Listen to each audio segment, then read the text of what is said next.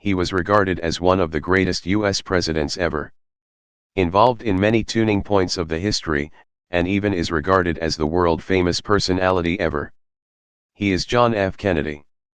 Here let's have a look at this history.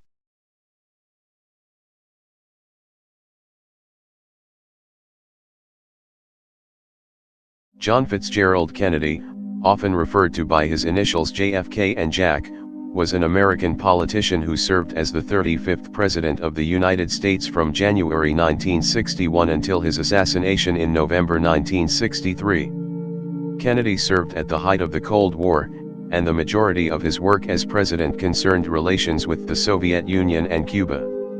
A Democrat, Kennedy represented Massachusetts in the U.S. House of Representatives and Senate prior to becoming president. Kennedy was born into a wealthy political family in Brookline, Massachusetts. He graduated from Harvard University in 1940, before joining the U.S. Naval Reserve the following year.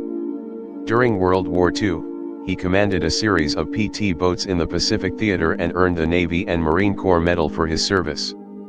After the war, Kennedy represented the Massachusetts 11th Congressional District in the U.S. House of Representatives from 1947 to 1953. He was subsequently elected to the U.S. Senate and served as the junior senator from Massachusetts from 1953 to 1960. While in the Senate, Kennedy published his book, Profiles in Courage, which won a Pulitzer Prize. In the 1960 presidential election, he narrowly defeated Republican opponent Richard Nixon, who was the incumbent vice president. Kennedy's administration included high tensions with communist states in the Cold War. As a result, he increased the number of American military advisors in South Vietnam. In April 1961, he authorized an attempt to overthrow the Cuban government of Fidel Castro in the Bay of Pigs invasion. Kennedy authorized the Cuban Project in November 1961. He rejected Operation Northwoods, plans for false flag attacks to gain approval for a war against Cuba, in March 1962. However, his administration continued to plan for an invasion of Cuba in the summer of 1962. The following October, U.S. spy planes discovered Soviet missile bases had been deployed in Cuba. The resulting period of tensions, termed the Cuban Missile Crisis, nearly resulted in the breakout of a global thermonuclear conflict. The Strategic Hamlet program began in Vietnam during his presidency. Domestically, Kennedy presided over the establishment of the Peace Corps and the continuation of the Apollo space program. He also supported the civil rights movement, but was only somewhat successful in passing his new frontier domestic policies.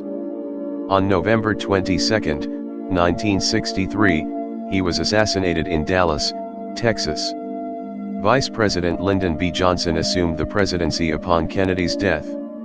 Marxist and former U.S. Marine Lee Harvey Oswald was arrested for the state crime, but he was shot and killed by Jack Ruby 2 days later.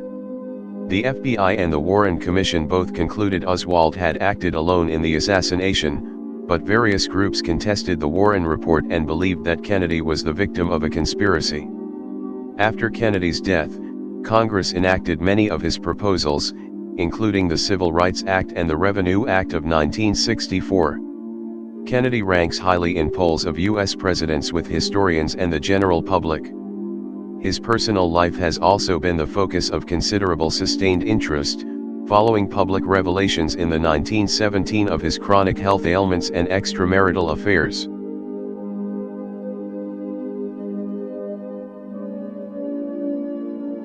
John Fitzgerald Kennedy was born on May 29, 1917, at 83 Beale Street in the Boston suburb of Brookline, Massachusetts, to Joseph P. Kennedy Sr., a businessman and politician, and Rose Kennedy, née Fitzgerald, a philanthropist and socialite.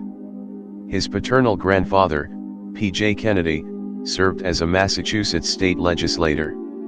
Kennedy's maternal grandfather and namesake, John F. Honey Fitzgerald, served as a U.S. congressman and was elected to 2 terms as mayor of Boston.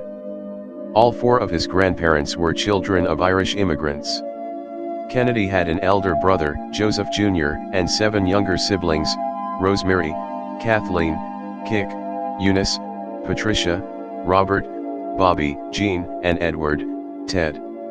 Kennedy lived in Brookline for the first 10 years of his life and attended the local St. Aidan's Church, where he was baptized on June 19, 1917. He was educated at the Edward Devotion School in Brookline, the Noble and Greenough Lower School in Dedham, Massachusetts, and the Dexter School, also in Brookline, through the 4th grade.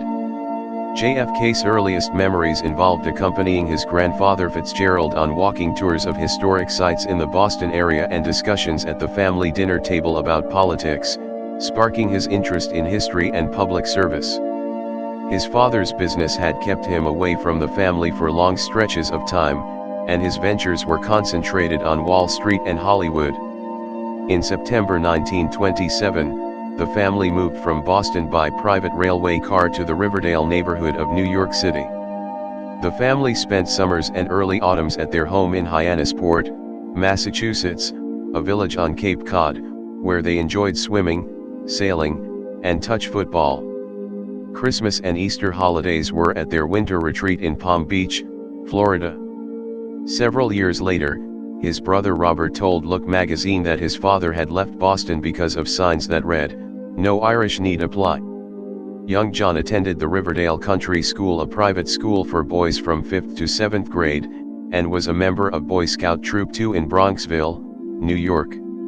In September 1930, Kennedy, then 13 years old, attended the Canterbury School in New Milford, Connecticut, for 8th grade. In April 1931, he had an appendectomy, after which he withdrew from Canterbury and recuperated at home. The Kennedy family in Hyannisport, Massachusetts, with JFK at top left in the white shirt, 1931. In September 1931, Kennedy started attending Choate, a prestigious boarding school in Wallingford, Connecticut, for 9th through 12th grade. His older brother Joe Jr. had already been at Choate for 2 years and was a football player and leading student. He spent his first years at Choate in his older brother's shadow and compensated with rebellious behavior that attracted a coterie. They carried out their most notorious stunt by exploding a toilet seat with a powerful firecracker. In the ensuing chapel assembly, the strict headmaster, George St. John, brandished the toilet seat and spoke of certain muckers who would spit in R.C. The defiant Kennedy took the cue and named his group the Muckers Club, which included roommate and lifelong friend Kirk Lemoyne Lem Billings. During his years at Choate, Kennedy was beset by health problems that culminated with his emergency hospitalization in 1934 at Yale New Haven Hospital, where doctors suspected leukemia. In June 1934, he was admitted to the Mayo Clinic in Rochester, Minnesota. The ultimate diagnosis there was colitis. Kennedy graduated from Choate in June of the following year, finishing 64th in a class of 112 students. He had been the business manager of the school yearbook and was voted the most likely to succeed. In September 1935, Kennedy made his first trip abroad when he traveled to London with his parents and his sister Kathleen. He intended to study under Harold Laski at the London School of Economics, L.S.E., as his older brother had done. Ill health forced his return to the United States in October of that year, when he enrolled late and attended Princeton University but had to leave after 2 months due to a gastrointestinal illness.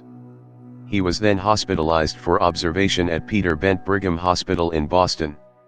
He convalesced further at the family winter home in Palm Beach, then spent the spring of 1936 working as a ranch hand on the 40,000-acre J6 cattle ranch outside Benson, Arizona. It is reported that ranchman Jack Spiden worked both brothers very hard. In September 1936, Kennedy enrolled at Harvard College, and his application essay stated, "The reasons that I have for wishing to go to Harvard are several. I feel that Harvard can give me a better background and a better liberal education than any other university. I have always wanted to go there, as I have felt that it is not just another college, but is a university with something definite to offer. Then too, I would like to go to the same college as my father.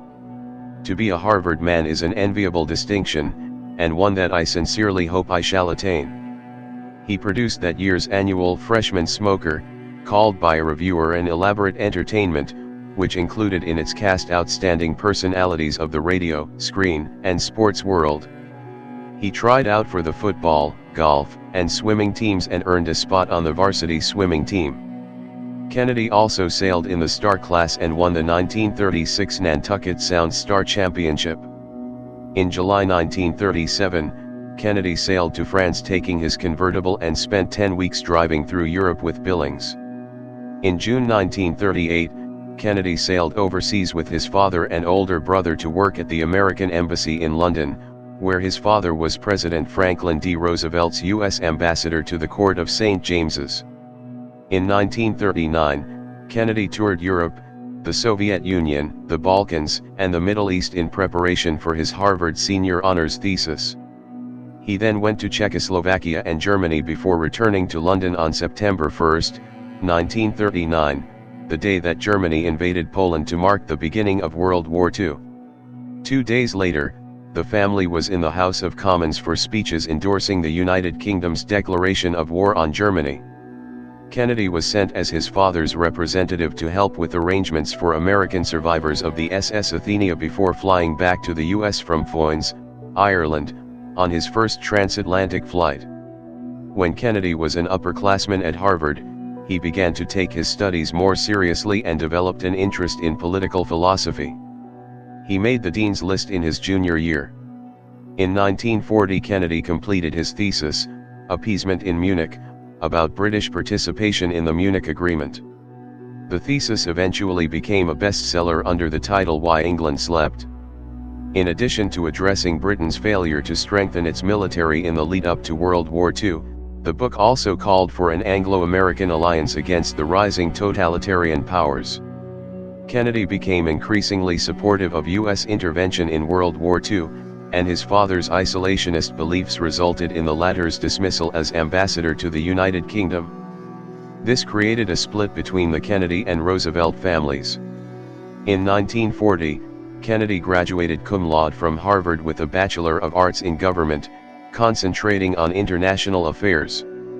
That fall, he enrolled at the Stanford Graduate School of Business and audited classes there. In early 1941, Kennedy left and helped his father write a memoir of his time as an American ambassador. He then traveled throughout South America. His itinerary included Colombia, Ecuador, and Peru.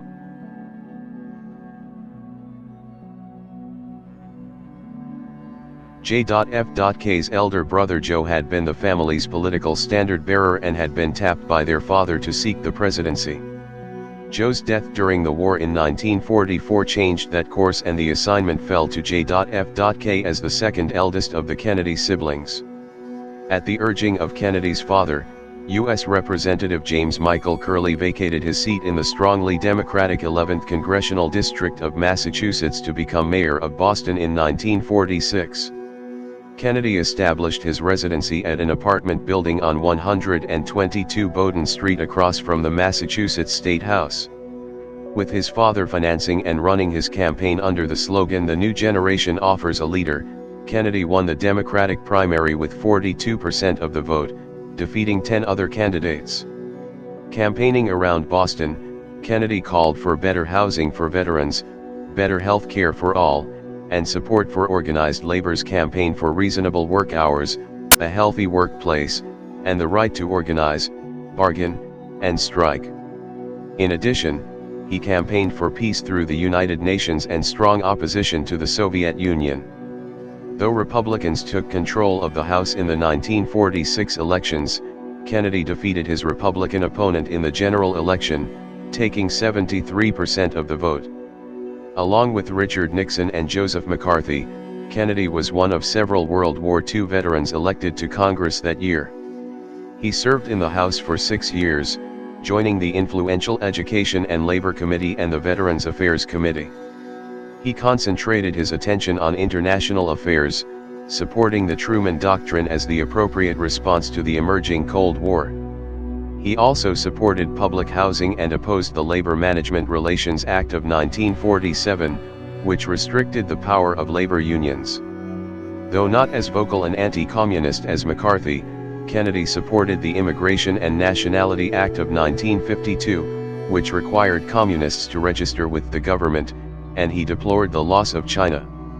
Having served as a Boy Scout during his childhood, Kennedy was active in the Boston Council from 1946 to 1952, as district vice chairman, member of the executive board, vice president, as well as a national council representative. Almost every weekend that Congress was in session, Kennedy would fly back to Massachusetts to give speeches to veteran, fraternal, and civic groups, while maintaining an index card file on individuals who might be helpful for a future campaign for statewide office. JFK set a goal of speaking in every city and town in Massachusetts prior to 1952. As early as 1949, Kennedy began preparing to run for the Senate in 1952 against Republican three-term incumbent Henry Cabot Lodge Jr. with the campaign slogan "Kennedy will do more for Massachusetts." Joseph Kennedy again financed and managed his son's candidacy, while John Kennedy's younger brother Robert Kennedy emerged as an important member of the campaign. In the presidential election, Republican Dwight D. Eisenhower carried Massachusetts by a margin of 208,000 votes, but Kennedy defeated Lodge by 70,000 votes for the Senate seat. The following year, he married Jacqueline Bouvier. Kennedy underwent several spinal operations over the next 2 years. Often absent from the Senate, he was at times critically ill and received Catholic last rites. During his convalescence in 1956, he published Profiles in Courage, a book about U.S. senators who risked their careers for their personal beliefs, for which he won the Pulitzer Prize for Biography in 1957. Rumors that this work was co-written by his close advisor and speechwriter, Ted Sorensen, were confirmed in Sorensen's 2008 autobiography. At the start of his first term, Kennedy focused on Massachusetts-specific issues by sponsoring bills to help the fishing, textile manufacturing, and watchmaking industries. In 1954, Senator Kennedy voted in favor of the St. Lawrence Seaway, which would connect the Great Lakes to the Atlantic Ocean, despite opposition from Massachusetts politicians who argued that the project would cripple New England's shipping industry, including the Port of Boston. 3 years later, Kennedy chaired a special committee to select the 5 greatest U.S. senators in history so their portraits could decorate the Senate reception room. That same year, Kennedy joined the Senate Labor Rackets Committee with his brother Robert, who was chief counsel, to investigate crime infiltration of labor unions. In 1958, Kennedy introduced a bill, S. 3974, which became the first major labor relations bill to pass either house since the Taft-Hartley Act of 1947. The bill dealt largely with the control of union abuses exposed by the McClellan Committee but did not incorporate tough Taft-Hartley amendments requested by President Eisenhower. It survived Senate floor attempts to include Taft-Hartley amendments and gained passage but was rejected by the House. At the 1956 Democratic National Convention, Kennedy gave the nominating speech for the party's presidential nominee, Adlai Stevenson II. Stevenson let the convention select the vice presidential nominee. Kennedy finished second in the balloting, losing to Senator Estes Kefauver of Tennessee but receiving national exposure as a result. One of the matters demanding Kennedy's attention in the Senate was President Eisenhower's bill for the Civil Rights Act of 1957. Kennedy cast a procedural vote against it, considered by some as an appeasement of Southern Democratic opponents of the bill. Kennedy did vote for Title III of the Act, which would have given the Attorney General powers to enjoin, but Majority Leader Lyndon B. Johnson agreed to let the provision die as a compromise measure. Kennedy also voted for Title IV, termed the Jury Trial Amendment. Many civil rights advocates at the time criticized that vote as one which would weaken the act. A final compromise bill, which Kennedy supported, was passed in September 1957. He proposed July 2, 1957 that the U.S. support Algeria's effort to gain independence from France. The following year, Kennedy authored A Nation of Immigrants, which analyzed the importance of immigration in the country's history as well as proposals to re-evaluate immigration law. In 1958, Kennedy was re-elected to a second term in the Senate, defeating Republican opponent, Boston lawyer Vincent J. Celeste, by a margin of over 800,000 votes, the largest margin in the history of Massachusetts politics. It was during his re-election campaign that Kennedy's press secretary at the time, Robert E. Thompson, put together a film entitled The U.S. Senator John F. Kennedy Story, which exhibited a day in the life of the senator and showcased his family life as well as the inner workings of his office to solve Massachusetts-related issues. It was the most comprehensive film produced about Kennedy up to that time. In the aftermath of his re-election, Kennedy began preparing to run for president by traveling throughout the U.S. with the aim of building his candidacy for 1960. When it came to conservation, Kennedy, a Massachusetts Audubon Society supporter, wanted to make sure that the shorelines of Cape Cod remained unsullied by future industrialization. On September 3, 1959, Kennedy co-sponsored the Cape Cod National Seashore Bill with his Republican colleague Senator Leverett Saltonstall. Kennedy's father was a strong supporter and friend of Senator Joseph McCarthy. Additionally, Bobby Kennedy worked for McCarthy's subcommittee, and McCarthy dated Kennedy's sister Patricia. Kennedy told historian Arthur M. Schlesinger Jr., "Hell, half my voters, particularly Catholics in Massachusetts, look on McCarthy as a hero." In 1954, the Senate voted to censure McCarthy, and Kennedy drafted a speech supporting the censure. However, it was not delivered because Kennedy was hospitalized at the time. The speech put Kennedy in the apparent position of participating by pairing his vote against that of another senator, and opposing the censure.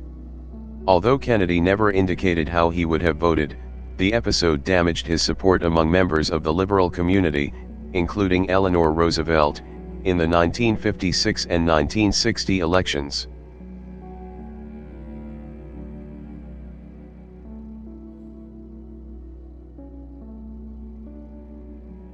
John F. Kennedy was sworn in as the 35th president at noon on January 20, 1961. In his inaugural address, he spoke of the need for all Americans to be active citizens, famously saying, "Ask not what your country can do for you. Ask what you can do for your country." He asked the nations of the world to join together to fight what he called the common enemies of man: tyranny, poverty, disease, and war itself. He added, "All this will not be finished in the first 100 days. Nor will it be finished in the first 1,000 days, nor in the life of this administration, nor even perhaps in our lifetime on this planet. But let us begin." In closing, he expanded on his desire for greater internationalism. "Finally, whether you are citizens of America or citizens of the world, ask of us here the same high standards of strength and sacrifice which we ask of you." The address reflected Kennedy's confidence that his administration would chart a historically significant course in both domestic policy and foreign affairs. The contrast between this optimistic vision and the pressures of managing daily political realities at home and abroad would be one of the main tensions running through the early years of his administration. Kennedy brought to the White House a contrast in organization compared to the decision-making structure of former General Eisenhower, and he wasted no time in scrapping Eisenhower's methods. Kennedy preferred the organizational structure of a wheel with all the spokes leading to the president. He was ready and willing to make the increased number of quick decisions required in such an environment. He selected a mixture of experienced and inexperienced people to serve in his cabinet. "We can learn our jobs together," he stated. Much to the chagrin of his economic advisors, who wanted him to reduce taxes, Kennedy quickly agreed to a balanced budget pledge. This was needed in exchange for votes to expand the membership of the House Rules Committee in order to give the Democrats a majority in setting the legislative agenda. The president focused on immediate and specific issues facing the administration and quickly voiced his impatience with pondering of deeper meanings. Deputy National Security Advisor Walt Whitman Rostow once began a diatribe about the growth of communism, and Kennedy abruptly cut him off, asking, "What do you want me to do about that today?" Kennedy approved Defense Secretary Robert McNamara's controversial decision to award the contract for the 111 T.F.X. tactical fighter experimental fighter bomber to General Dynamics, the choice of the Civilian Defense Department, over Boeing, the choice of the military. At the request of Senator Henry Jackson, Senator John McClellan held 6 days of mostly closed-door hearings before the Permanent Subcommittee on Investigations investigating the T.F.X contract from February to November 1963. During the summer of 1962, Kennedy had a secret taping system set up in the White House, most likely to aid his future memoir. It recorded many conversations with Kennedy and his cabinet members, including those in relation to the Cuban Missile Crisis. President Kennedy's foreign policy was dominated by American confrontations with the Soviet Union, manifested by proxy contests in the early stage of the Cold War. In 1961 he anxiously anticipated a summit with Soviet Premier Nikita Khrushchev. He started off on the wrong foot by reacting aggressively to a routine Khrushchev speech on Cold War confrontation in early 1961. The speech was intended for domestic audiences in the Soviet Union, but Kennedy interpreted it as a personal challenge. His mistake helped raise tensions going into the Vienna summit of June 1961. On the way to the summit, Kennedy stopped in Paris to meet French President Charles de Gaulle, who advised him to ignore Khrushchev's abrasive style. The French president feared the United States' presumed influence in Europe. Nevertheless, de Gaulle was quite impressed with the young president and his family. Kennedy picked up on this in his speech in Paris, saying that he would be remembered as the man who accompanied Jackie Kennedy to Paris. On June 4, 1961, the president met with Khrushchev in Vienna and left the meetings angry and disappointed that he had allowed the premier to bully him, despite the warnings he had received. Khrushchev, for his part, was impressed with the president's intelligence, but thought him weak. Kennedy did succeed in conveying the bottom line to Khrushchev on the most sensitive issue before them, a proposed treaty between Moscow and East Berlin. He made it clear that any treaty interfering with U.S. access rights in West Berlin would be regarded as an act of war. Shortly after the president returned home, the USSR announced its plan to sign a treaty with East Berlin, abrogating any third-party occupation rights in either sector of the city. Depressed and angry, Kennedy assumed that his only option was to prepare the country for nuclear war, which he personally thought had a 1 in 5 chance of occurring. In the weeks immediately following the Vienna summit, more than 20,000 people fled from East Berlin to the western sector. Reacting to statements from the USSR, Kennedy began intensive meetings on the Berlin issue, where Dean Acheson took the lead in recommending a military buildup alongside N.A.T.O. allies. In a July 1969 speech, Kennedy announced his decision to add $3.25 billion, that was equivalent to $27.27 billion in 2019, to the defense budget, along with over 200,000 additional troops, stating that an attack on West Berlin would be taken as an attack on the U.S. The speech received an 85% approval rating. A month later, both the Soviet Union and East Berlin began blocking any further passage of East Berliners into West Berlin and erected barbed wire fences across the city, which were quickly upgraded to the Berlin Wall. Kennedy's initial reaction was to ignore this, as long as free access from West to East Berlin continued. This course was altered when West Berliners had lost confidence in the defense of their position by the United States. Kennedy sent Vice President Johnson, along with a host of military personnel, in convoy through West Germany, including Soviet armed checkpoints, to demonstrate the continued commitment of the U.S. to West Berlin. Kennedy gave a speech at St. Anselm College on May 5, 1960, regarding America's conduct in the emerging Cold War.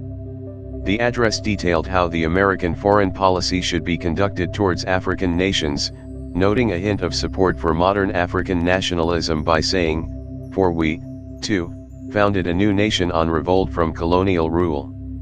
The Eisenhower administration had created a plan to overthrow Fidel Castro's regime in Cuba. Led by the Central Intelligence Agency, with help from the U.S. military, the plan was for an invasion of Cuba by a counter-revolutionary insurgency composed of U.S. trained, anti-Castro Cuban exiles led by C.I. paramilitary officers. The intention was to invade Cuba and instigate an uprising among the Cuban people, hoping to remove Castro from power. Kennedy approved the final invasion plan on April 4, 1961. The Bay of Pigs invasion began on April 17, 1961.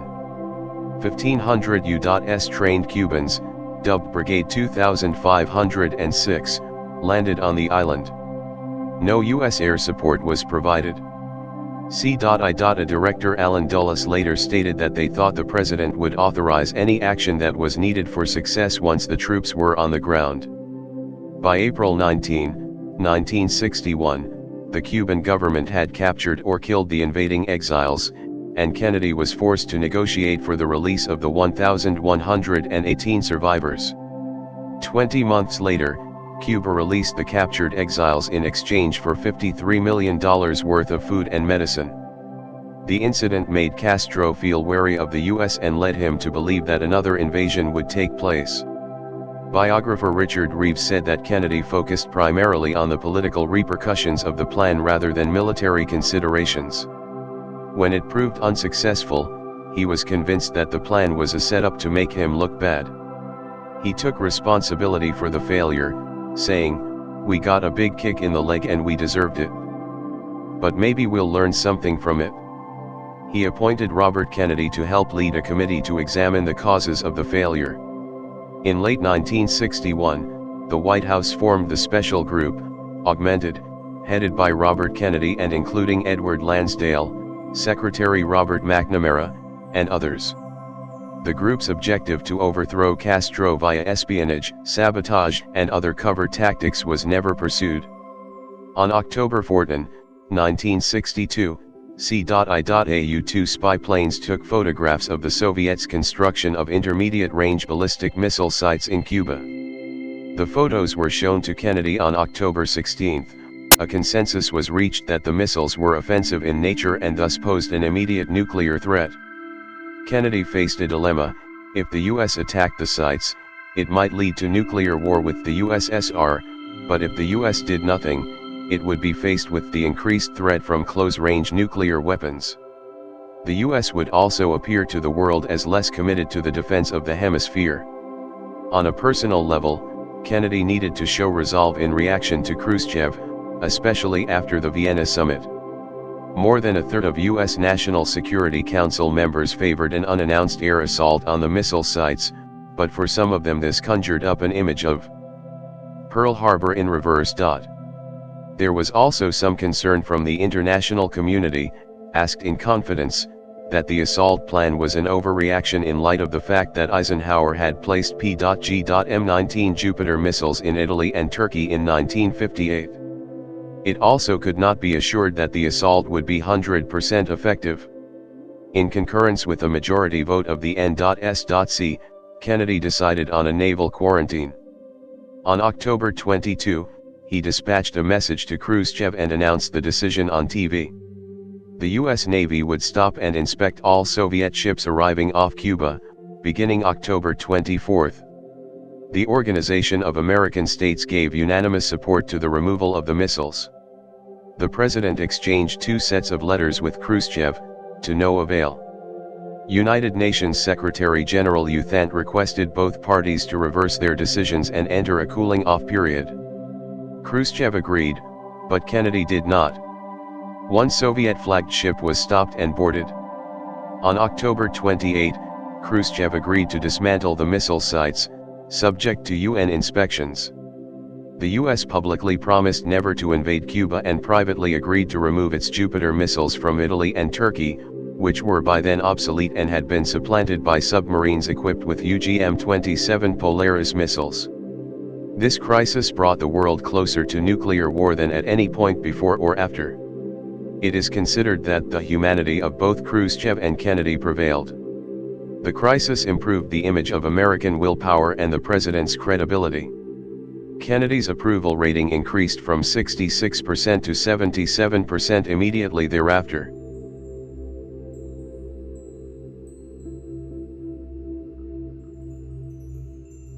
President Kennedy was assassinated in Dallas, Texas, at 12:30 p.m. Central Standard Time on Friday, November 22, 1963. He was in Texas on a political trip to smooth over frictions in the Democratic Party between liberals Ralph Yarborough and Don Yarborough, no relation, and conservative John Connally.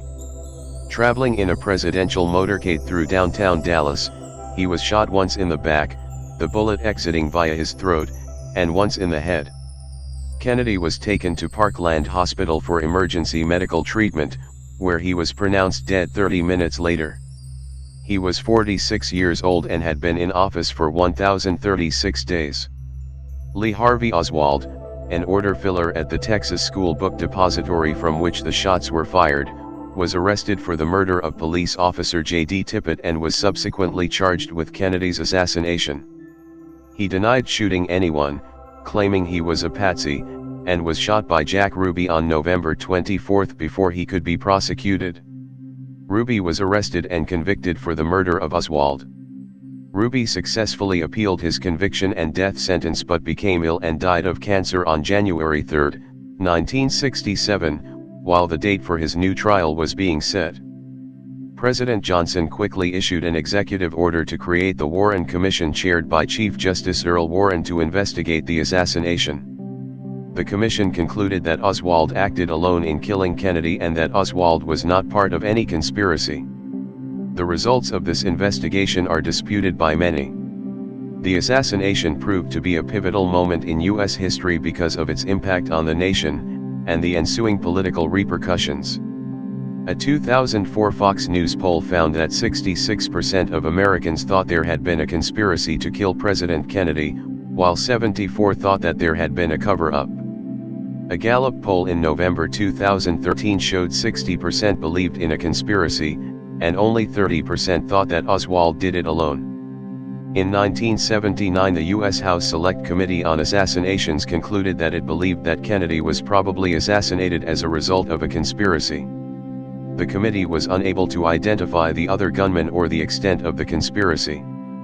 In 2002, historian Carl M. Brower concluded that the public's fascination with the assassination may indicate a psychological denial of Kennedy's death, a mass wish to undo it.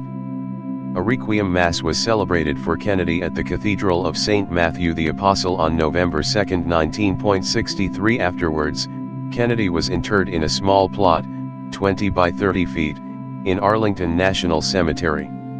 Over a period of 3 years, an estimated 16 million people visited his grave. On March 14, 1969, Kennedy's remains were disinterred and moved only a few feet away to a permanent burial plot and memorial. It was from this memorial that the graves of both Robert and Ted Kennedy were modeled. The honor guard at Kennedy's graveside was the 37th Cadet Class of the Irish Army.